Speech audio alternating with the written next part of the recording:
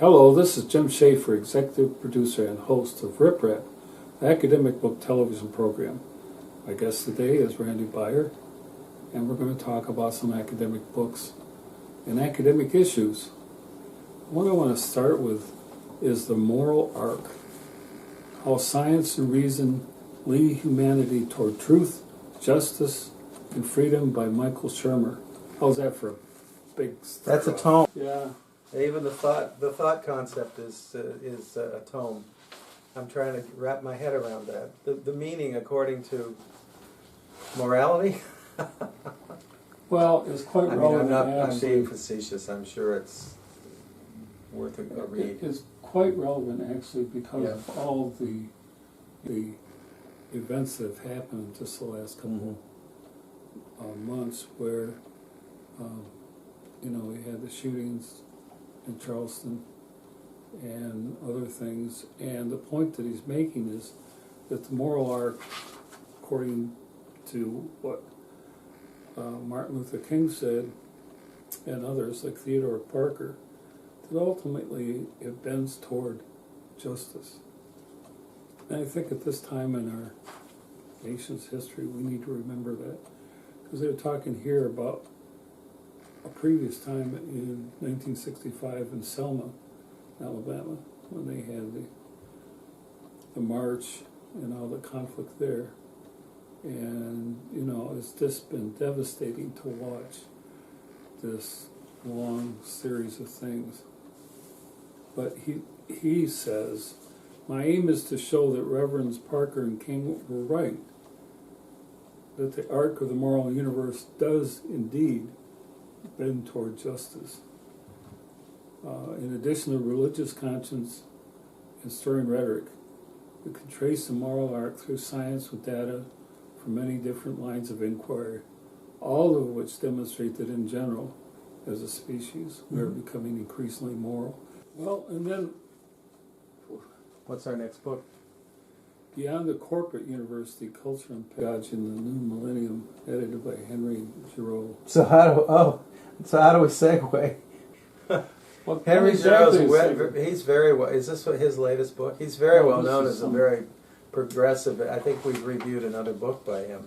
Yeah. He's very well known as a very progressive and, even leftist, I guess. But that's too cheap of a term. It's not adequate. But what's interesting is this is in line with the moral arc point about Read the title again. Sorry. The title is Beyond the Corporate University, Culture and Pedagogy, the New Millennium. And what I find interesting about this is this is a somewhat earlier book, but the evolution based on this stance toward the university is now palpable and being felt by everyone who teaches. Yeah. For example, his introduction is called Critical Educational Training Beyond the Commodification of Higher Education. Well, we might as well look like NASCAR drivers. Yeah. With we got Kraft cheese and Aramark and whatever. I don't know. Take your popular corporate labels and put them on Pepsi-Cola and others, maybe not so well known. But you got a bright. I'll get up and teach a class and wear a red jumpsuit with all these labels on me and say, "Guess where I'm from?" NASCAR driver. Yeah, I'm your next university teacher. And the other aspect of corporatism, I guess, is that, and I suppose you could bring it back to the moral arc. Well, what is the job, the duty, the responsibility of education? Is it to make people worker bees? Is that what we're supposed to be doing? It's far worse than that, the corporatism. And he says, beset by the growing forces of neoliberalism and the raging politics of culture wars, progressive educators and advocates of democratic education are increasingly pressured to become either servants of corporate power or detached intellectuals defined by steadfast allegiance to the dictates of a narrow professionalism. There's the rub. And the narrow professionalism is? You just contract, rather than raise the questions that are going to stir up things, you just retract within your field. You're trained to have the law work for the capitalists. And that's what you're training, that you come out graduated. I don't know if it's quite as cynical as that appears, but it's more and more difficult because of the money interest, the cost, the nature of the materials we read and we reflect on, and what we consider to be the proper attitudes towards action. Well, and the point you're making about NASCAR professors, it actually discusses somewhat like that.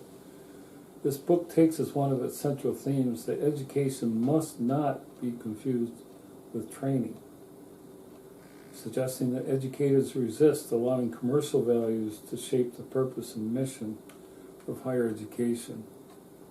And along with that, it shouldn't be a training ground for the corporate workforce, or, as Jeffrey Williams points out, a licensed storefront for name brand corporations like Kentucky Fried Chicken. Yeah. We're right there. Yeah. I mean, we're right there. But in the crucial values, it, meaning the university, represents for educating students for the demands and responsibilities of leadership, social citizenship, and democratic public life. That's, it's a big area of discussion right now. It's bearing fruit. He's a very sharp thinker. I've heard him talk a couple times, and he has a lot to say about the nature of pedagogy as well, and critical thinking. I'm sure comes into his reflections in this book. Even on a daily level, the tension now between classroom outcomes and the the educated thinking public. Faculty, or those who teach, I think, want there to be this, at least maybe in the American democratic context, they want there to be an intelligent, critically thinking public who can take an issue and look at the various sides and look at, the interests that different groups have in that, and look at a problem. But the pressure is to more and more, I don't mean to make this sound like I'm blaming attitudes of students, but much of the attitude of those who are coming into college, conditioned maybe by this corporate thinking, is that this is a contract now. You are supposed to do for me a certain thing because I'm paying for this. And that's a real tension right now. The students don't see it as a struggle for critical thinking, for understanding, improving their understanding. It's just like, give it to me so I will have something that, I'll have a certain base level of skills that I can then, get my good first job. Like, give me my hamburger, I'll get on my way. It's that way. And it is true that people are paying a lot to go to school. In fact, the debt is piling up, which is another crime of our particular education system. But to be challenged to think through a problem and face critique, right? Face critique. People need, in a sense, to work through that, and a lot of students and a lot of faculty too are not willing to do that now. It's a very practical thing. It's not a transaction, it's just an interaction, just pallid, because it's just give me what I want, I'm on my way. Yeah. And what I've seen is the students' ability to think is becoming weaker and weaker. Mm-hmm. And their motivation. Isn't that partly our fault as well? we're not setting a tone where that can we as teachers, I'm saying. No, I think the students have to take responsibility for themselves. Mm-hmm. They should be pushing the professors to get what they need. Mm-hmm. But because they have this mentality that they're going to McDonald's and they can just, a transaction, pay your money, get your hamburger and eat it. Right. They don't see why they should have to struggle. Why should I have to understand anything about it? Right. I'm paying the money, give me my hamburger. Even down on the level of art, I have a colleague who teaches ceramics. Ceramics is very obviously, literally a hands-on art. But there's that thing about art that says you need to put literally time, the 10,000 hours, writing, making pots, painting, drawing, whatever, editing film. You need time because you have to work at it over and over again. The magic of creativity comes in some sense through the work. But it's very true in ceramics. You have to mold the mud, right? But there is a trend that she's been telling me about of people coming in and they want to be able to, make wonderful things right off the bat. They want quick solutions. They don't want critique. They want to know how to make something fast so that, whatever, I don't know. And the patience it takes to say, okay, this is the introduction. You've got 4 months. You might end up with one wonderful something you made at the end of this time. But you just have to do it a little at a time every day and work that way. It's not something that's inculcated into, our generation in some ways. I tell my students on the very first day, they can expect to have to revise their papers 2, 3, 4, or 5 times. That must shock them, right? It's shocked. What's even weirder that I've discovered, they're not listening. I mean, that, in a sense, shocks me. I've learned that over the years. I mean, you learn that redoing is the magic of. But what shocks me is they're not listening. They're not hearing that. I had a student this past week where I said, you need to do a scratch outline. Well, what's that? I said, it's in the syllabus. And I pointed it out to everybody on the first day of class. Mm-hmm. He couldn't find it in the syllabus. I mean, this is incompetence writ large. So I showed him. Mm-hmm. I said, that's what you've got to do. So they don't read, they don't listen, they don't interpret.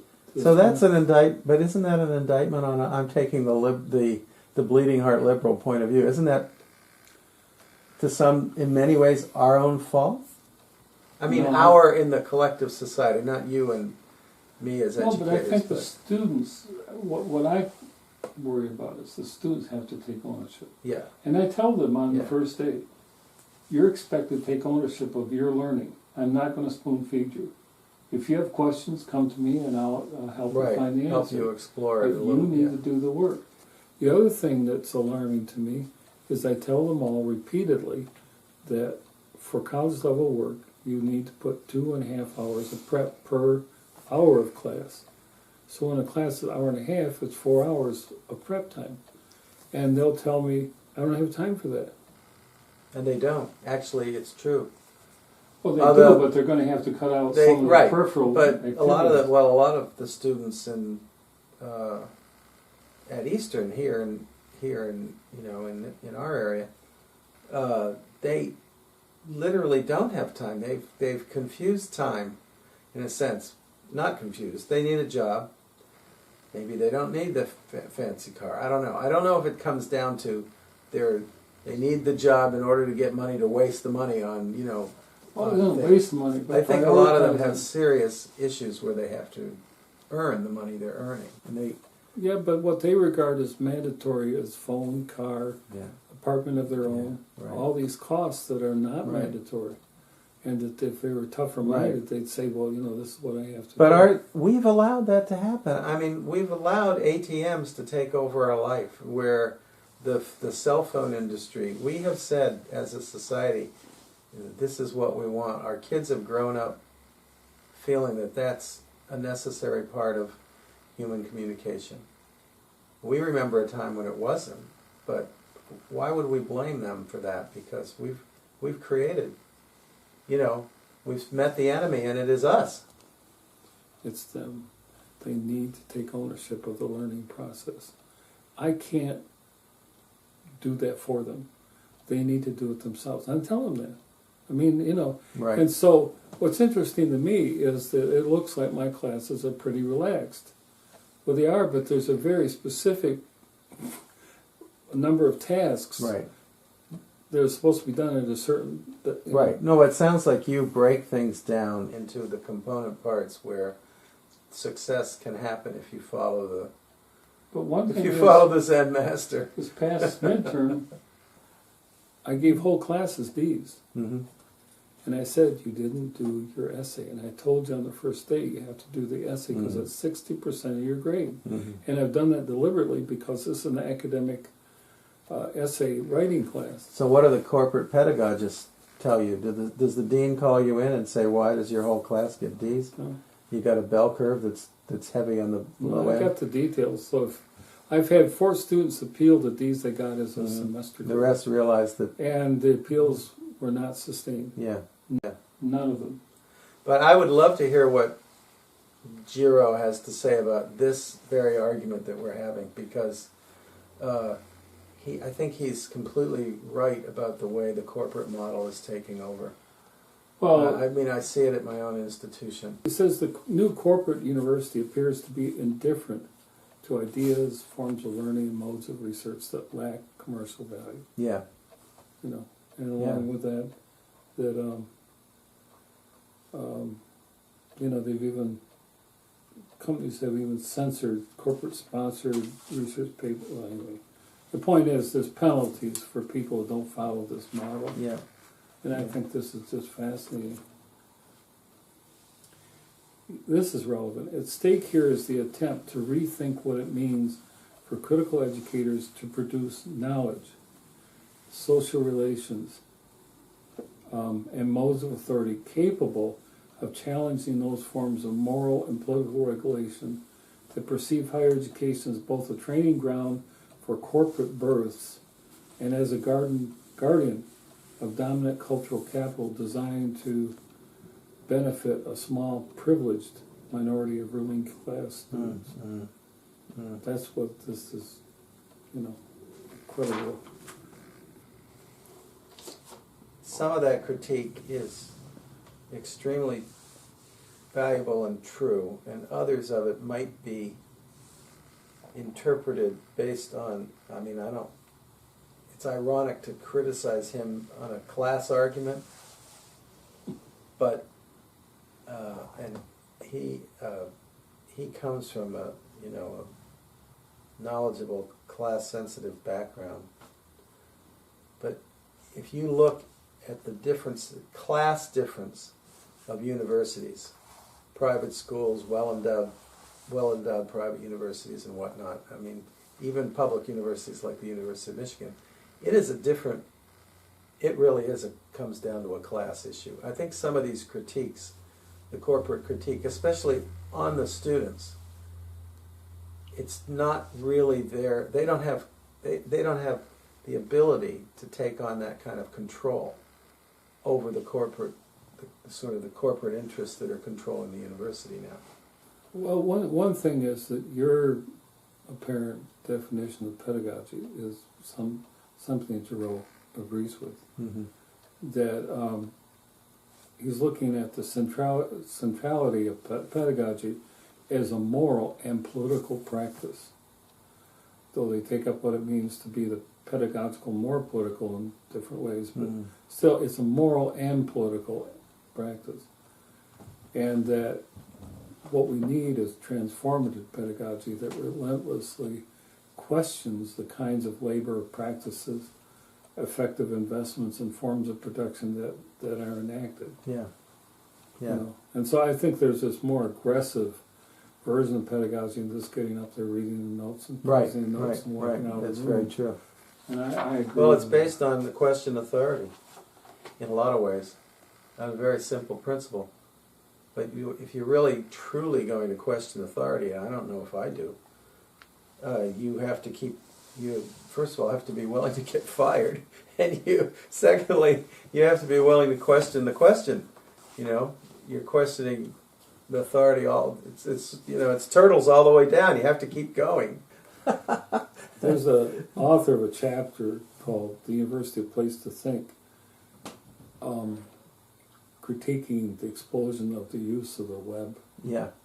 Because now, if it's on the web, it supposedly is an authority. Right. I don't allow that in my class. I mean, I Yeah. don't allow any online sources. Right. But he says, surfing through a variety of university homepages, one cannot help but notice the wide variation in image texts. Where you saw this kind of malarkey of the pleasant green place. Oh, I mean, students are this smiling. it's all enticement to Yeah. come to their college. Yeah. I mean, but that's the nature marketing. of branding. I mean, that's where we're at branding with and marketing. branding today. There's nothing surprising about that, but the interesting thing, I guess, if you look at the title, the corporate, he's talking about branding, and in the book he's talking about the corporate university. So there is this melding of, and maybe that's what he's onto. If you look at the visual universe of advertising, and the visual universe of university websites or university marketing, or an academic department at a university creates an annual report. And if you put it next to the Ford Motor Company and what Halliburton is now called, some innocent name you'd never know it was Halliburton, and you put the Department of the library of the university, their annual report, they look exactly the same. There is a sort of a unification of visuality there that really makes it look incredibly corporate. You can go to the website, these fancy websites of Kentucky Fried Chicken you mentioned, and in some ways you're in the same plaza as the University of Arizona, or Arizona State. Here's an interesting question. A university without heroes? The three alibis, he's talking about alibis, I've presented are each rationalities underscoring particular forms of pedagogic action. Rationalities that articulate heroic subject positions as essential to their successful enactment. Maybe that's what not is necessary. He wants a university without heroes? No, people, everybody, a heroic thing is an elevated stance. Right. Standing up to some... Who decides that's a hero? Yes, very true. That's a great question. People who are in the society who subscribe what the qualities are of a hero. Those who are identified as... Well, look at Charleston today, or all across the South. The whole issue is, at what point the monuments of the past, right? They're stone. They're so emplaced, and they're so permanent, quote unquote permanent. They represent heroes of obviously a different time, when the values of that particular moment were establishing these people as shown heroes. by the debate about taking down the Confederate flag. Yeah, exactly. The flag, what do they call the doomsday people? The right-wing conservative doomsday people are saying this is the slippery slope. You'll start the flag, and the next thing, Colonel Mason on the town square of wherever, somewhere in Tennessee, they're going to take it down now, because it represents the same treachery of the times. By the way, there really is no such thing as the Confederate flag. There's a battle flag of a specific regiment or battalion that became what was known as the Confederate flag. Yes, that's exactly what it is, but what does that prove? You might as well call it the Confederate flag, because that's language. What are you going to do? It doesn't make it any less of an icon, does it? By knowing the specific history of the flag itself. Well, it shows the inflated worth that people assign to it. I see what you're saying. You're saying it was merely an ensign for a troop. Right. Army of Northern Virginia was not a small. I mean, it was the army that fought at But they tried to find Gettysburg. I mean, a symbol for the Confederacy. Right. By, and there wasn't any available. So well, what they is took that it. called? Metonymy or something? Like you say, it represents the smaller represents the whole. Yeah. I don't know if that's metonymy. But I find it fascinating that something. something that never Yeah. a symbol of the entire Confederacy became a symbol for the entire Confederacy to the point Right. that people give their lives for it. When it wasn't, it was just for that one regiment. Well, you could say the same thing for, well, Okay, I'll argue with you on this. I don't think that's necessarily the most important point, because small things become big things because of whatever folklore, culture. They get elevated, and then you got a big thing. I mean, you could say the same thing about the Star Spangled Banner. You know, a drinking song, or the Battle Hymn of the Republic. You know, I mean, any of those things that become. But they're not on flagpoles. But but they're inflated, is what I'm saying. Okay. They're, a folk song of drinking ballad becomes, the hymn. I mean, that's folklore. In this chapter on the politics of teaching literature, the pedagogical effect by Robert McLitch, there's an interesting point. What's the difference between the politics of teaching and the teaching of politics? Huge difference. mm-hmm. Yeah, that's The true. one doesn't require any position. Right. You just regurgitate all this Teaching stuff. politics has a politics of teaching behind it, for Yeah. sure. Yeah, And they talk about yeah. reflexivity. But Well, how do you teach democracy? That's the teaching of politics, right? But there is a politics of teaching behind that concept. And I know that's true because the word... Weren't you and I talking about a book called World Englishes? Well, likewise, there's world democracies. The idea of, democracy gets completely reinterpreted depending on where you are. But I just thought it's fascinating with this book because so much of it has come true. He's very Yeah. insightful. I find his writing. I've written other, read other things that he has written, and keep coming back to it. It's a very dense and thoughtful kind of writing, and part of the sort of progressive politics behind his writing, the class analysis, takes me anyway a lot of sort of redoing to sort of understand the arguments. This book, The Humanities, Higher Education, Academic Freedom, Three Necessary Arguments, by Michael Berube and Jennifer Ruth. Is this something you give to the incoming class of new faculty each year? It's small and cheap. I don't know. And it says, this book charts a path out of the curdling academic labor system and toward a world in which academic freedom serves the public good. Mm-hmm. Yeah. That's the question of the Western humanities all along, isn't it? Yeah. Well, thank you for being on Rip Rap again. This was a delight. Yeah. And we solved all the problems of the universe again. The art. As usual. The art, we got it done.